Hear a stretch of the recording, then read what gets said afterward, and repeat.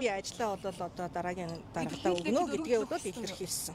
Илэрхийлж гинэ гэдэг чинь өөрөө илэрхийлэл шүү дээ. Одоо энэ дээр би та хэдийн юуг асуух гэдэг байгааг чи ойлгохгүй байгаа учраас зүгээр явчих. Монгол Ардын намын дараагад нэр дэвшиж байгаа эдгээр хүмүүс мөрийн хөтөлбөр энэ төр гэж танилцуулдаггүй. Энэ удаагийн сонгуул зүгээр хоёр нэр дэвшигчийн хувьд тухайн үедээ илэрхийлснээр нь ингээд юу гэдгийг өөрсдийнх нь ярьж байгаагаар нь шийдээ явчихдаг юм уу?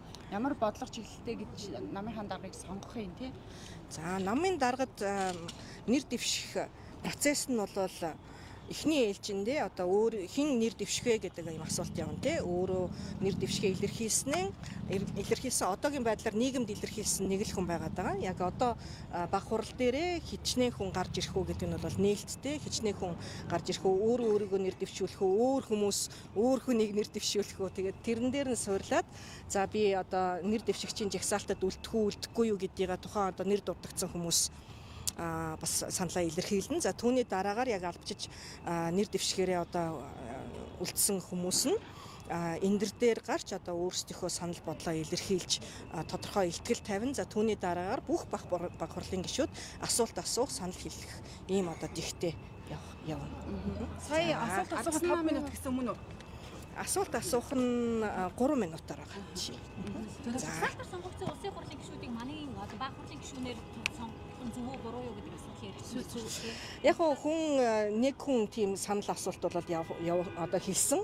Тэгэхээр улсын их хурлын гишүүн бол улсын их хурлын гишүүн шүү дээ. Энд бол жагсаалтаар сонгогдсон, тойргоос сонгогдсон гэсэн юм асуудал байхгүй. Улсын их хурлын гишүүн квотоор баг хурлын гишүүнээр сонгогдно. Нууцаар санал хураана гэд манай намын дүрмийн 21-т байгаа. За улс төрийн намын тухай хуулийн дээр ч гэсэн байна. Ер нь гишүүдийг чи жагсаалтаар сонгогдсон, чи тойргоос сонгогдсон гэж ярьдаг нь бол өөрөө огтоосоо буруу байхгүй. Гишүүн бол гишүүн яг л адилхан одоо нийгмийн бүлэг иргэдийг төлөөлж байгаа. Бас л адилхан саналыг одоо авсан, тангараа өргөсөн ийм субъект учраас хин нэгнийг одоо ялгарлах боломжгүй. Намын даргад нэр дэвшигчийн мөрийн хөтөлбөр гэдэг би одоо орчидхөө одоохондоо яригдаагүй байгаа учраас би хурдаа одоо мэдээлэл өчтгөө одоо энэ Монгол Ардын намзаа эрхлэгч нам те танай уучлаарай хичнээн гишүүнтэй баг хурлын хичнээн гишүүнтэй их хурлын гишүүн хичнээн гишүүнтэй ямар ялгаатай юм намынхаа шатны байгууллагууд их хурл гэд бүх гишүүд ордог уу те? Их хурлд бол тэгээштэй баг хурлаасаа байгаа юм чинь би та бүхэнд эсвэл та бүхэн энэний зургийг нь аваад явчих юм энэ чинь дүрмэн дээр байгаа угаасаа дүрмийн институцууд учраас та бүхэн маань өөрсдөө тэгээд мэдээлж ерөөсөө нээлттэй биш